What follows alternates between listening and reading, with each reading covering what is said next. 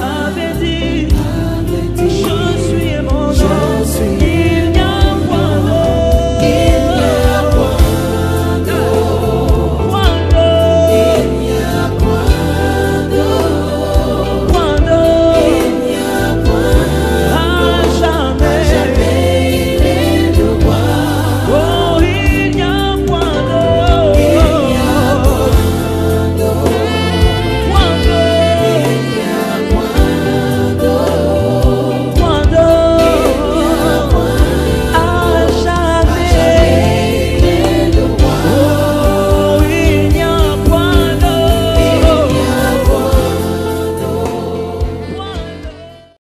Alors, bonjour, que Dieu vous bénisse de partout où vous nous recevez à nouveau. Très heureux d'être avec vous en ce deuxième numéro du mois pour Aiguise ma foi. Et nous sommes heureux de pouvoir partager encore la parole de Dieu ensemble avec vous. Et de partout où vous nous recevez, soyez bénis abondamment. Que la faveur de Dieu vous accompagne et vous tienne par la main en ce 4e mois qui est le mois d'intervention divine. Nous sommes heureux de continuer à partager autour de la mentalité de ceux qui possèdent l'héritage. Et c'est un message qui, je crois, apporte beaucoup de bénédictions et de faveurs dans vos vies. Et nous croyons par la grâce de Dieu que quelqu'un va accéder à son héritage. Vous savez, Christ est mort pour que nous ayons l'héritage. Et avoir l'héritage sans pour autant comprendre ce qui donne accès à l'héritage, c'est une grosse perte. Vous savez, il est triste d'être riche sans savoir que vous l'êtes, tout en vivant comme un minable monsieur, comme un pauvre. C'est très important de savoir qu'est-ce que vous possédez, qu'est-ce que vous avez en ayant Jésus, qu'est-ce que vous avez en appartenant à la famille d'enfants de Dieu. Et ça, c'est très important de le savoir et surtout de le comprendre. C'est la raison pour laquelle nous nous sommes donné la peine depuis maintenant 2 mois de vous parler sur la mentalité de ceux qui possèdent l'héritage. Nous avons commencé à toucher les obstacles d'abord à l'héritage où nous avons parlé de ces fils d'Anak qui occupaient la montagne que Caleb voulait posséder. Alors, depuis la fois passée, j'ai commencé à vous parler sur ces mentalités-là que nous devons avoir pour posséder l'héritage, dont la première qui avait été citée comme mentalité, c'est l'appréciation. Ceux qui savent apprécier peuvent accéder.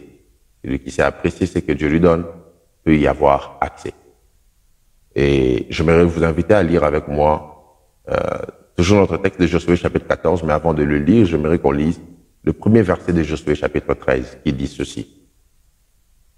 Josué était vieux, avancé en âge. L'Éternel lui dit alors, tu es devenu vieux, tu es avancé en âge. Et le pays qui te reste à soumettre est très grand. Ça, c'est Dieu qui parle à Josué. Josué chapitre 14, versets 11 à 12, dit ceci. Je suis encore vigoureux, comme au jour où Moïse m'envoya. J'ai autant de force que j'en avais alors, soit pour combattre, soit pour sortir et pour entrer. Donne-moi donc cette montagne dont l'Éternel a parlé dans ce temps-là, car tu as appris, alors qu'il s'y trouve des Anakim et qu'il y a des villes grandes et fortifiées. L'Éternel sera peut-être avec moi et je les chasserai comme l'Éternel a dit. J'aimerais juste vous faire remarquer une deuxième mentalité de ceux qui possèdent l'héritage.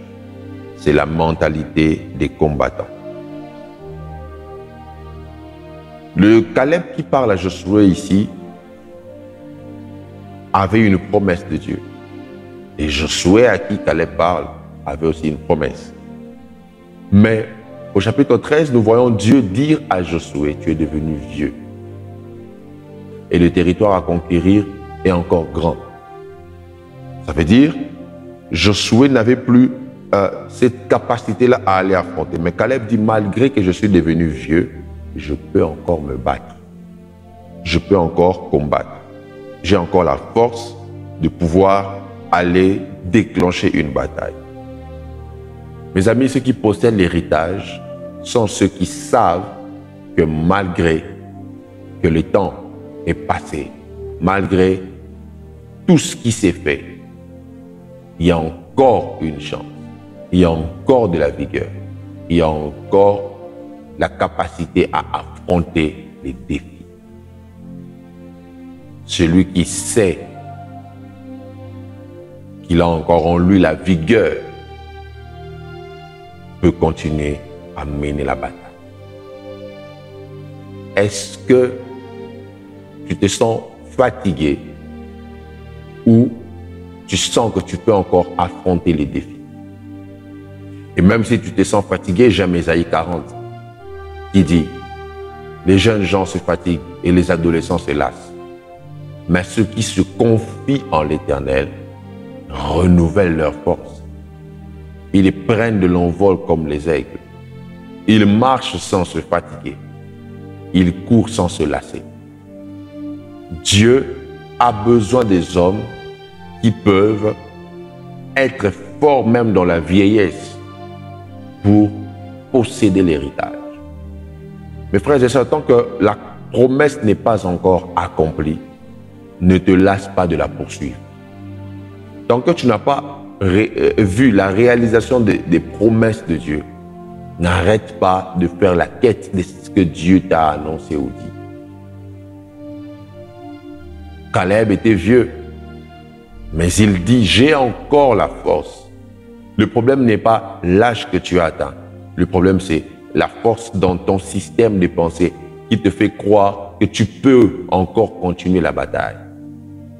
Est-ce que tu penses que tu es devenu trop vieux pour être un chef dans une entreprise? Est-ce que tu penses que tu as quitté... Vous savez, ça m'a toujours amusé de voir comment les gens sont prêts à mettre des critères pour X ou Y chose. Et pendant ce même moment où les gens se fixent des critères, Dieu, lui, ne fonctionne pas selon les critères des hommes. Dieu a sa manière de voir et de faire les choses. Et dans sa conception, dans sa manière de voir, Dieu ne regarde pas si tu as fait 10 ans dans cette entreprise, tu as fait 20 ans. Dieu a des critères différents de ceux des hommes. Dieu ne dit pas que tu es devenu trop vieux au point où tu es disqualifié dans la liste de ceux qui peuvent porter les enfants. Dieu ne regarde pas la vieillesse de Sarah pour dire qu'elle est disqualifiée selon les critères humains pour être encore mère. Dieu, lui, quand il a parlé, les critères doivent s'adapter à ce qu'il a dit. Et il faut être armé de la mentalité qui te permettra ou qui vous permettra d'affronter la bataille pour pouvoir réaliser ce que Dieu a déjà annoncé. Et Caleb était de cette race. Caleb était ce type d'homme. Caleb était ce type de personne capable de mener la bataille.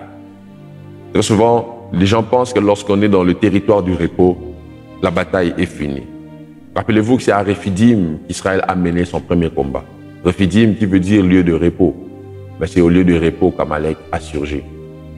Et c'est en ce genre de lieu que Dieu a besoin de voir des hommes capables de se lever et de mener la bataille.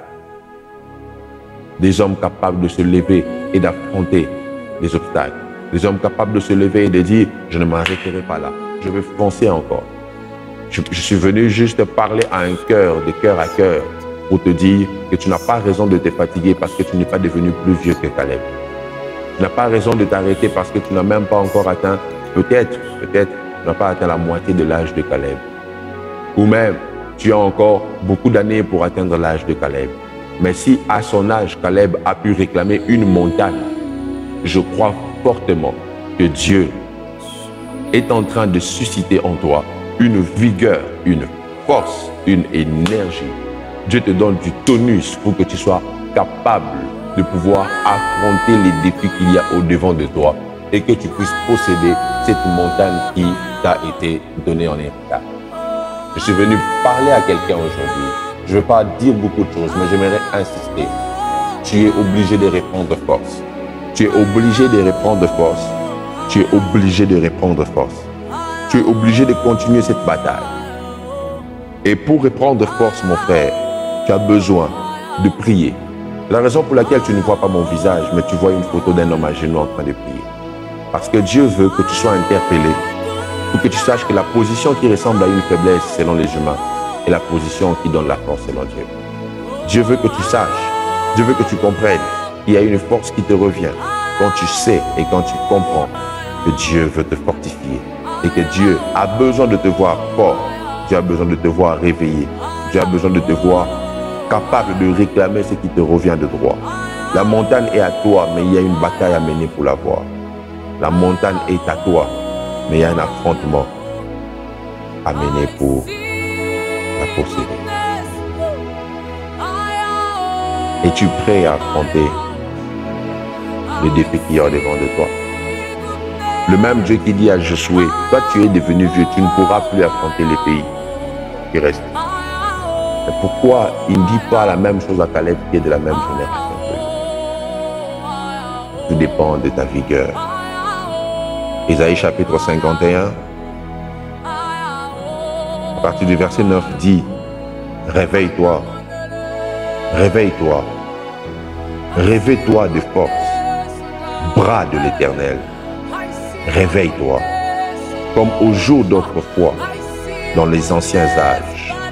N'est-ce pas toi qui as bâti l'Égypte, qui transperça le Mosque? N'est-ce pas toi qui mis à sec la mer, les eaux du grand abîme, qui fraya dans les profondeurs de la mer un chemin pour le passage des rachetés? Dieu demande à ces hommes de se réveiller et il les rappelle leurs exploits du passé. Je viens te rappeler ce que tu as fait hier. C'est toi qui as vaincu les sorciers du quartier. Réveille-toi, affronte les sorciers du territoire où tu es actuellement. C'est toi qui hier as vaincu les sorciers de la famille. Réveille-toi, affronte les défis qui se présentent à toi actuellement. C'est toi qui hier as affronté ce qui était impossible pour tout le monde. Réveille-toi, ce n'est pas une option. Dieu veut te voir vigoureux. Dieu veut te voir fort. Dieu veut te voir debout. Dieu veut te voir affronter ces défis. Oh Père, je prie pour quelqu'un qui était accablé et fatigué par les problèmes de la vie, qui se sentait dépaysé, angoissé, rempli de peine, rempli de situations destructrices, rempli de choses qui l'ont renversé et qui l'ont mise par terre, des choses qui l'ont poussé à dire il n'y a plus d'espoir, il n'y a plus d'issue de secours, il n'y a plus de voie pour s'en sortir. De toutes ces choses, de toutes ces paroles, de tous ces découragements, quelqu'un a dit, je n'ai plus la force de reprendre la vue comme Bartimée. Mais Père, pendant que les gens disent, il n'a plus l'occasion de t'écouter, pendant que les gens disent à Bartimée, tais-toi, il ne t'entendra pas. Sa force l'a poussé à crier. Il n'avait pas la force de voir, mais il avait la force de crier. Ou il y a quelqu'un qui pense qu'il est totalement faible, parce qu'il n'a juste pas compris que dans ce qui paraît comme une totale faiblesse, il y a une force qui ne sait pas. Quand il n'y a pas la force de voir, il y a la force d'entendre. Il y a Jésus-Christ, fils de David ou de Nazareth qui passe. Quand il n'y a pas la force de voir, Bartimée a encore la force d'entendre par la révélation que le fils de David est en train de passer. Quand il n'y a pas la force de voir avec les yeux physiques, Bartimée a la force d'entendre qu'il a dit bien. Quand il n'y a pas la force de voir avec les yeux, Bartimée a la force de se lever debout.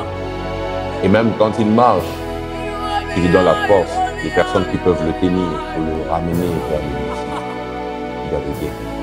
Et il y a quelqu'un qui a besoin de tous ces piliers afin qu'il soit du fort, capable d'affronter le défi. Le chômage a fatigué. Cette routine est besoin.